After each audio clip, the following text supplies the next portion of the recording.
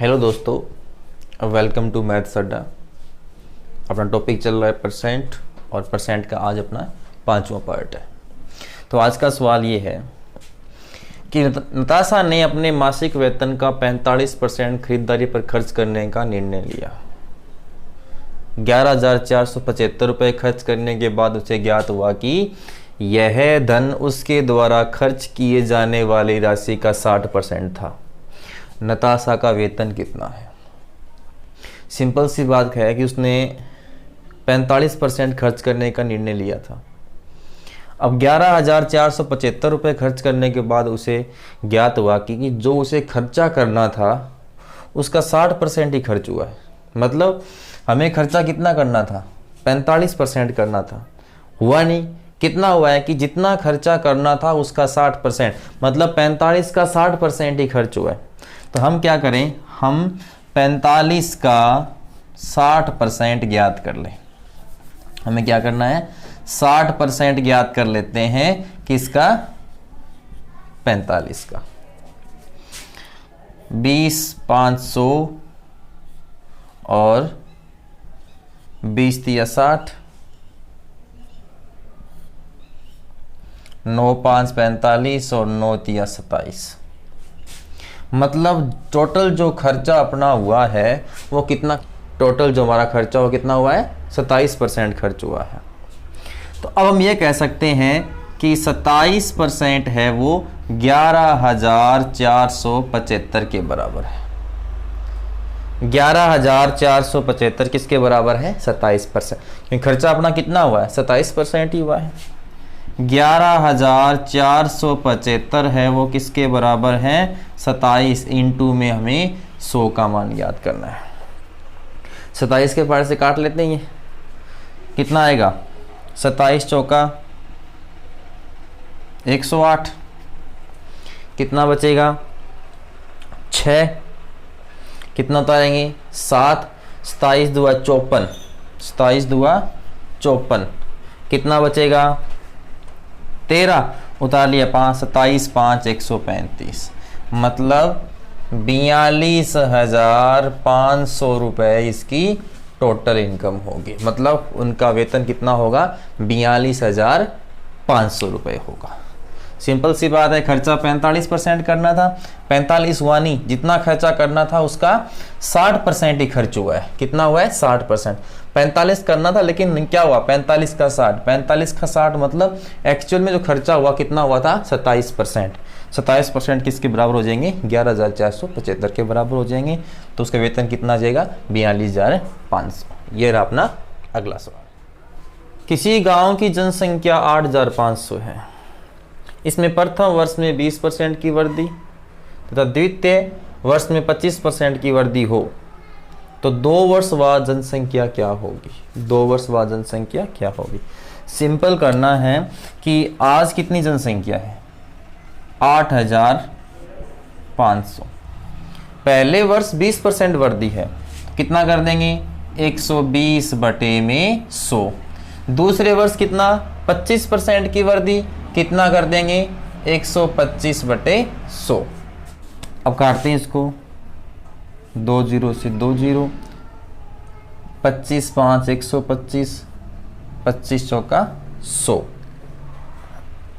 4 तिया 12, 1 0 लग गया, 5 तिया 15, 15 5 75, 75 का 5 असल आ गई 7, 15 8 120 और 7 127। यह आ जाएगा 12,750। इसे हम दूसरे तरीके से कर सकते हैं। जैसे पिछले वीडियो हमने एक सवाल किया था कि एक व्यक्ति इतना खर्चा करता है, शेष का इतना खर्चा करता है, शेष का इतना खर्चा करता है। तो उस तरीके से कर सकते हैं। जैसे मान लो एक तो मैंने करवा दिया, आपका ये हो गया। दूसरा मैंने कहा था कि जो भी परसेंट है उसे अपने भिन्न के रूप में यूज करें। अपने पास में 20% है जिसे मैं 1/5 लिख सकता हूँ। अपने पास में 25% है जिसे मैं 1/4 लिख सकता हूँ। जो बटे में संख्या होती है अपनी मूल संख्या होती है। तो अपने पास में 2 जनसंख्या है, एक तो वर्तमान की है और एक 2 साल बाद की है। पहले के हिसाब से मैं करूं तो अपने पास है, मान लेते हैं कि आज कितनी है? 5। 1 बढ़ गई, अगले साल कितनी जाएगी? 6। इसके हिसाब से मतलब पहले कितनी मान लेते हैं 4, कितनी बढ़ गई 1 तो कितना हो गया 5। सिंपल करना है, 5 चौका 20 मतलब वर्तमान में कितनी है 20, 5 छिका 30 मतलब 2 साल बाद कितनी हो जाएगी 30। आज कितनी है 20, 2 साल बाद कितनी हो जाएगी 30। अब आते हैं सवाल में। सवाल वाला कह रहा है कि आज जो जनसंख्या है वो 8500 है, लेकिन अपने हिसाब से कितनी है 20, अपने हिसाब से 2 साल बाद कितनी हो जाएगी 30। मान ज्ञात कर लेते हैं, 1 0 से 1 0, 15 2 30 वही हो गया 0, 15 5 75 आंसर आ गई 7, 15 8 120 और 7 127 कितना आ जाएगा 12750 आ जाएगा। तो हम इसको इस तरीके से भी कर सकते हैं। तो ये रहा अपना अगला सवाल। एक शहर की जनसंख्या पहले वर्ष 16 से 2/3% बढ़ती है, दूसरे वर्ष 37 से 1/2% घटती है, तीसरे वर्ष 57 से 1/7% बढ़ती है। तो वर्तमान जनसंख्या ज्ञात करनी है। अगर 3 वर्ष बाद जनसंख्या 1,65,000। अब देखो इनको अपन 100 के हिसाब से करेंगे, जोड़ेंगे 200 से घटाएंगे तो लेंथी हो जाएगा सवाल। अब इसको अपन सिंपल कर सकते हैं, जैसे मान लो 16 से ही 2/3% को मैंने 1/6 लिखवाया था, 37 से ही 1/2% को हमने 3/8 लिखा था, 57 से ही 1/7% को हमने 4/7 लिखा था। वर्तमान जनसंख्या और बाद की जनसंख्या। पहले के हिसाब से मैं कहता हूं कि पहली वर्तमान में कितनी जनसंख्या है 6, कितनी हो जाएगी अगले साल 1 बढ़ जाएगी, पहले बढ़ रही है मतलब 7 हो जाएगी। इस कंडीशन से पहले कितनी है 8, लेकिन 37 से 1/2% घटती है तो 3 घट जाए कितनी हो जाएगी 5। अगले के हिसाब से 57 से 1/7% बढ़ती है, 57 से 1/7 मतलब पहले यहाँ पे 7 बढ़ती है, 4 मतलब कितनी बढ़ी 11 हो जाएगी। यहां बढ़ी थी, यहां घटी है और यहां बढ़ी। सिंपल सवाल बन गया अपना। अब इनका गुणा कर लेते हैं। अब एक बात ध्यान रखनी है अपने को कि अगर दोनों में कोई संख्या कटती है तो पहले काट दो, गुणा और इजी। जैसे मान लो यहां भी 7 है, यहां भी 7 है, काट दिया। 8 6 48 और 11 5 55। वर्तमान की जनसंख्या 48 है और 3 साल की बाद में कितनी है 55। पहले सिंपल लिखना है, जो परसेंट दिया है उनका भिन्न बनानी है। बट्टे में संख्या है वर्तमान संख्या, पहले साल बढ़ रही है, ऊपर कितना 1, अगले साल 7 हो जाएगी। दूसरे में 37 से 1/2 को 3/8 लिखेंगे तो पहले 8 है, इसमें घट रही है, 3 घटे कितना हो जाएगा 5 हो जाएगा। 57 से 1/7 का मतलब कितना है 4/7 है, पहले 7 थी, 4 बटे कितनी हो जाएगी 11। अब हमें क्या करना है इनका गुणा करना है, लेकिन गुणा करने से पहले अगर कोई संख्या दोनों में सेम है और वो तो हम उसको काट सकते हैं। तो 7 से 7 हमने क्या कर दिया काट दिया। 8 6 48, 11 5 55। कहने का मतलब वर्तमान में 48 है और 3 साल बाद कितनी है 55। सवाल में कह रहा है कि 3 साल बाद में 1,65,000 हो गई। अपने हिसाब से 3 साल बाद कितनी होगी 55। हमें ज्ञात करना है वर्तमान, अपने हिसाब से वर्तमान में कितनी है 48, 55 या 165 कितना जाएगा 3000। गुणा कर लो 0 0 0, 8 या 24, 4 या 12 और 2 14 कितना हो जाएगा 1,44,000 हो जाएगा। उत्तर कितना जाएगा 1,44,000। ये रहा अपना अगला सवाल। एक कक्षा में 64,320 विद्यार्थियों में से 3/8 लड़कियां हैं, शेष लड़के हैं। इस कक्षा में कुल 50% विद्यार्थी पास हुए, ये लड़के 60% पास हुए हों तो कितने प्रतिशत लड़कियां पास हुई। देखो हमें केवल परसेंट पूछा है, संख्या नहीं पूछी, तो हम क्या करेंगे संख्या को नहीं लेंगे। जैसे मान लो 3/8, इसका मतलब हम ये मान लेते बट्टे में संख्या 8 है, मैं ये मान लेता हूं कि पूरी क्लास में कितने विद्यार्थी हैं 8 विद्यार्थी हैं, उसमें लड़कियां कितनी हैं 3 लड़कियां हैं। आप ऐसे ही मान सकते हो 8 का आप 80 कर सकते हो, यहाँ कितना कर लेंगे अपन 30 कर लेंगे। तो हम ये मान लेते हैं कि लड़कियां 30 है तो लड़के कितने बच गए 50। अब सवाल में ये कह रहा है, देखो संख्या मत लेना, क्योंकि संख्या हमें क्या संख्या नहीं पूछी, परसेंट पूछी है। तो जब भी कोई अगर भिन्नवें संख्या हो तो बट्टे वाली संख्या अपना कुल भाग होता है। तो मैंने मान लिया 8, आप 8 का 80 कर सकते हो, 800 कर सकते हो, 8000 कर सकते हो, कोई दिक्कत नहीं। हमने 80 मान लिया। 80 में से 30 लड़कियां हैं, कितने लड़के बच गए? 50 बच गए। अब ये कह रहा है कि कुल 50% विद्यार्थी पास हुए। 50% का मतलब होता है आधा। इसका मतलब 80 का 50% कितना? 40। मैं कह सकता हूं कि 40 लड़के हैं वो क्या हुए हैं? पास हुए हैं पूरी क्लास में। अब 40 पास हो गए। सवाल में कह रहा है कि लड़के हैं वो 60% पास हुए हैं, मतलब लड़के हैं कितने? 50। पूरी क्लास में कुल कितने पास हो गए? कुल हैं वो 40 पास हुए हैं। अब लड़के हैं 50। सवाल में ये कह रहा है कि लड़के हैं वो कितने परसेंट पास हुए हैं? 60%। 50 का 60% निकालूंगा तो मैं ये कह सकता हूं कि कितने लड़के पास हो गए? 30 लड़के। पूरी क्लास कितनी पास हुई? 40। लड़के कितने पास हुए? ये क्या है? लड़के कितने पास हुए? 30। पूरी 40, लड़के 30, इसका मतलब कितने बच गए? 10। और 10 क्या पास हुई? लड़कियां। लड़कियां कितनी पास हुई है? 10 पास हुई है। तो हमें क्या ज्ञात करना है? परसेंट। लड़कियां पास कितनी हुई है? 10। कितने में से? 30 में से। कौन सा भाग हो गया? तीसरा भाग। और तीसरे भाग का मतलब क्या होता है? 33 सही 1/3%। सिंपल। लड़कियां कितनी पास हुई है? 10। कितने में से? 30 में से। और इनटू में क्या लगाएंगे? 100। 1 0 से 1 0। 100 में 3 का भाग देंगे। 33 तिया 99, बच गया 1/3। तो उत्तर आ जाएगा 33 सही 1/3%। ये रहा अपना अगला सवाल।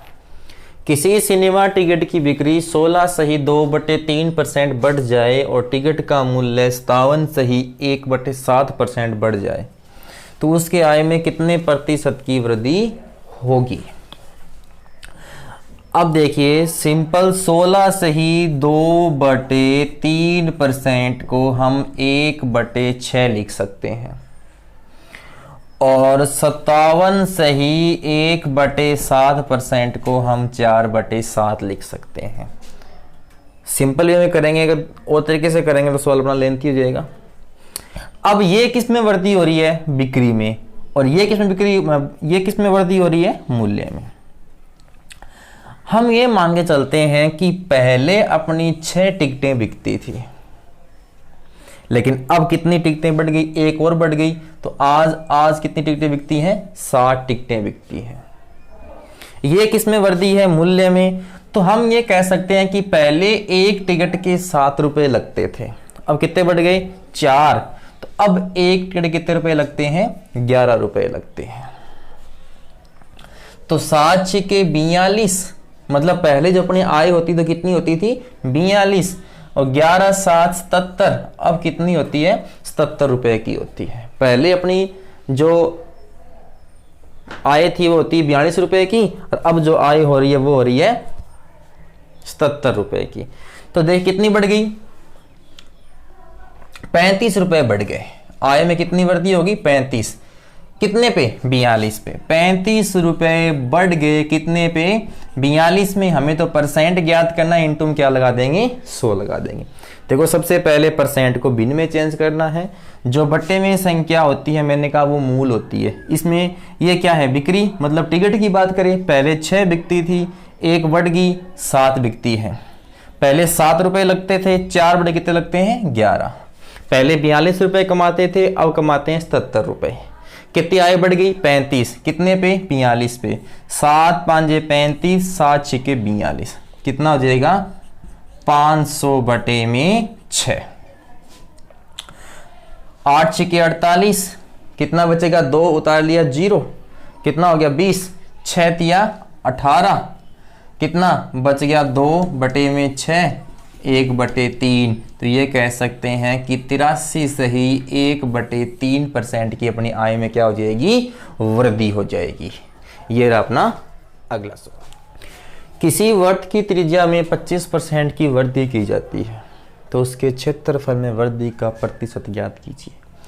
देखिए वृत्त का क्षेत्रफल ज्ञात करने का सूत्र होता है πr²।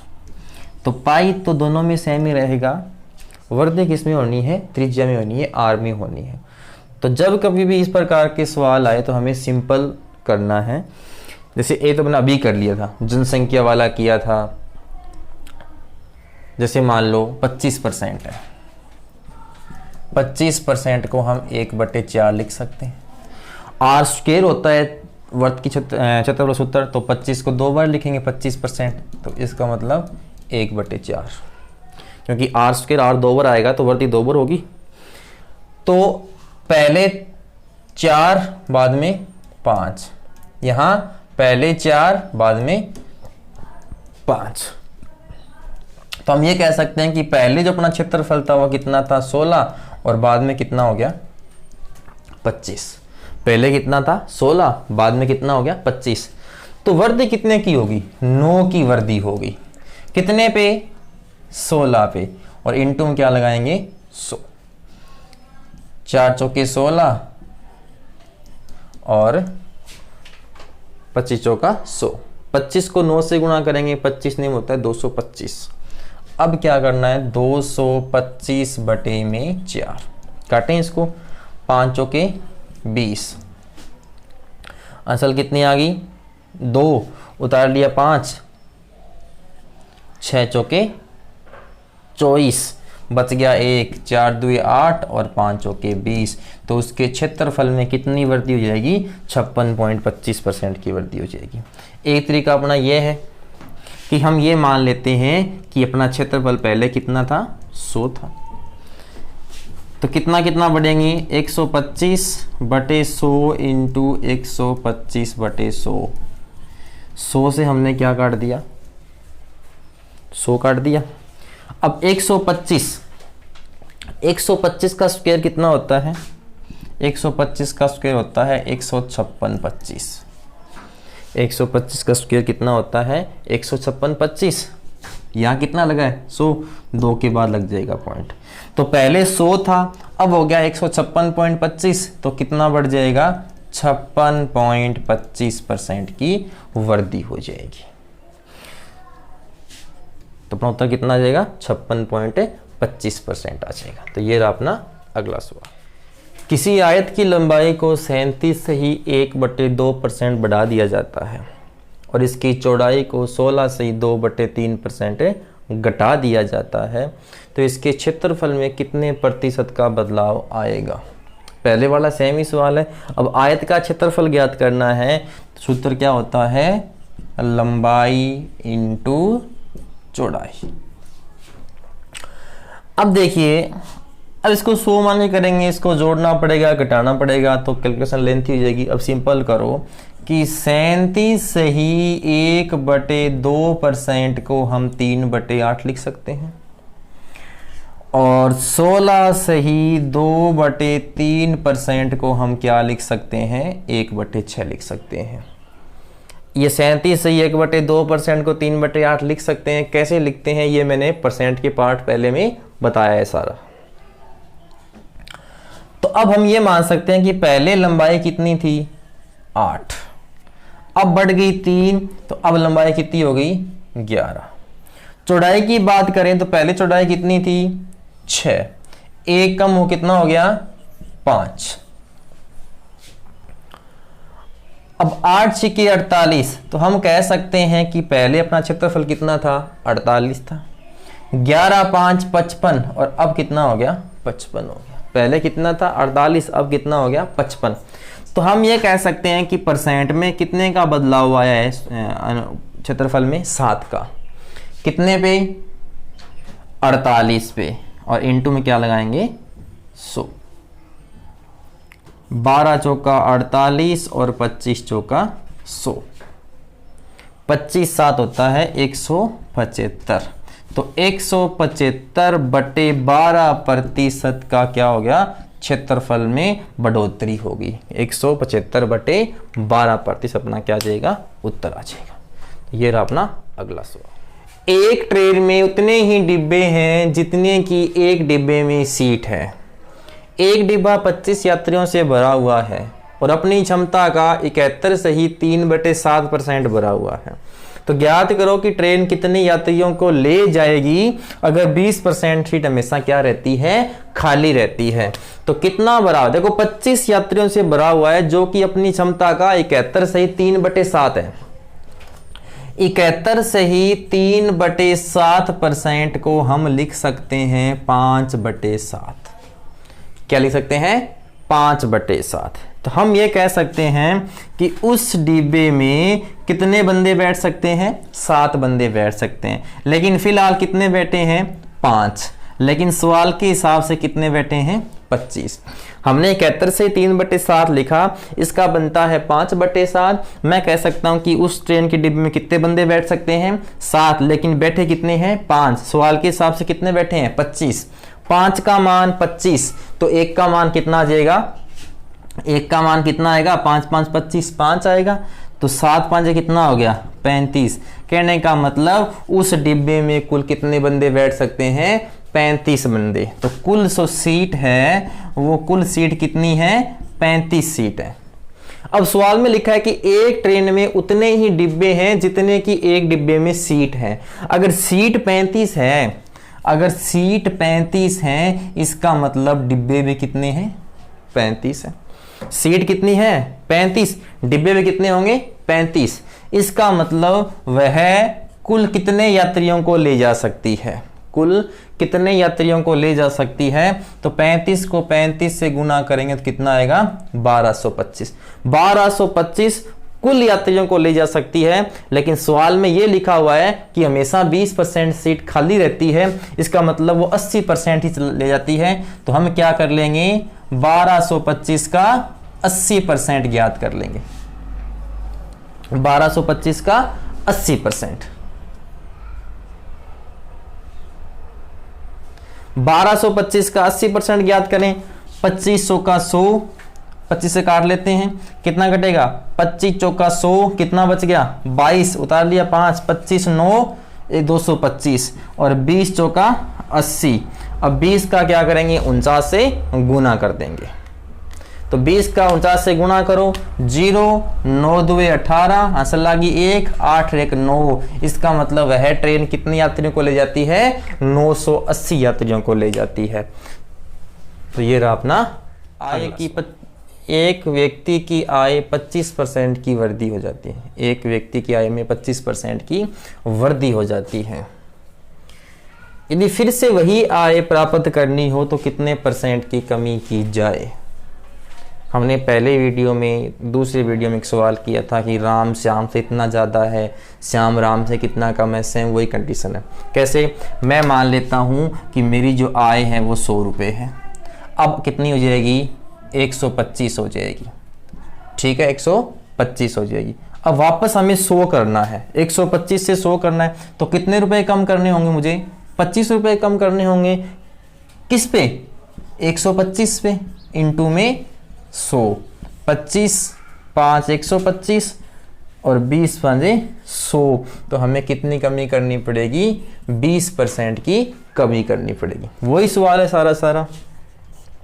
x बटे वाई में वृद्धि है तो x बटे में x प्लस वाई क्या हो जाएगी, कमी हो जाएगी। ये हमने पढ़ा था। जैसे कितनी वृद्धि हो रही है, 25%। 25% का मतलब क्या होता है, 1/4। तो x कितना है, y कितना है, 4। 4x जोड़ना कितना हो जाएगा, 5। अगर 1/4 में वृद्धि है तो 1/5 में कमी।